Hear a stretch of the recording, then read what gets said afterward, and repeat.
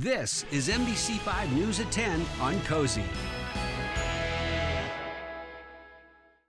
The Oregon Secretary of State identifying potentially ineligible voters after a review of DMV records. Thank you for choosing NBC5 News at 10 on KOBI. I'm Andrea Boyd. The Oregon DMV and Secretary of State have identified a total of 9 potentially ineligible voters with voting histories.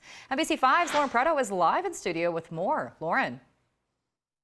Andrea, the Secretary of State says these 9 people were improperly registered without providing citizenship due to a clerical error. But the DMV, ODOT, and the Secretary of State say this error was caught just in time. We have implemented swift corrective action to ensure the data processing error will not impact the 2024 election or future elections. On September 13th, the Oregon Secretary of State ordered the inactivation of 306 voters after they were mistakenly registered to vote. Then on Monday, the Secretary of State ordered the inactivation of an additional 953 voters, totaling 1,259 individuals. The DMV has finished their analysis and found a total of 1,259 individuals incorrectly sent to the Secretary of State for automatic voter registration. It's important to note the DMV does not register people to vote, so those records may not have resulted in a new registration for everyone. But of those 1,259 people, 9 individuals who are potentially ineligible to vote have a voting history. Their citizenship at the time of voting is still under investigation, according to the Secretary of State's office. Ben Morris, the Chief of Staff for the Oregon Office of Secretary of State, says non-citizen voting remains exceedingly rare, both in Oregon and around the country. As a result of this error, we are aware of 9 individuals who were registered improperly and have a voting history. And to put that number in perspective, there are currently more than 3 million registered voters in Oregon. So we are talking about a fraction of a percent.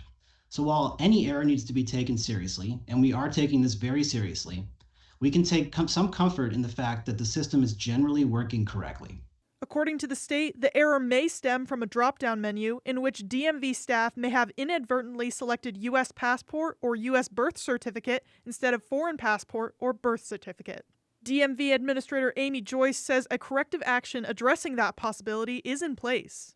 This clerical error we're talking about happens from a lengthy drop-down menu where staff can select the kind of document being presented. We've reordered that drop-down menu so that the U.S. passport isn't sort of the default selection. The DMV also now requires the state and county of a U.S. birth certificate to be entered, along with adding a confirmation prompt after a U.S. passport is keyed into the system. As for the over 1,200 people affected by the error, Oregon Elections Director Molly Woon says county clerks have already reached out, so these folks can register and get their November ballot. But they are able to get the letters out relatively quickly and give these folks who are being inactivated plenty of time to come back to them and say, no, that there's been a mistake. I am now a citizen, or I didn't prove citizenship then, but here is my I will confirm now, just to make sure that those folks get a ballot ahead of the election. While the state says it is a regrettable error, the Secretary of State and the Elections Division say it stands by the DMV's automatic voter registration system and its benefits. Live in the studio, Lauren Preto, NBC5 News.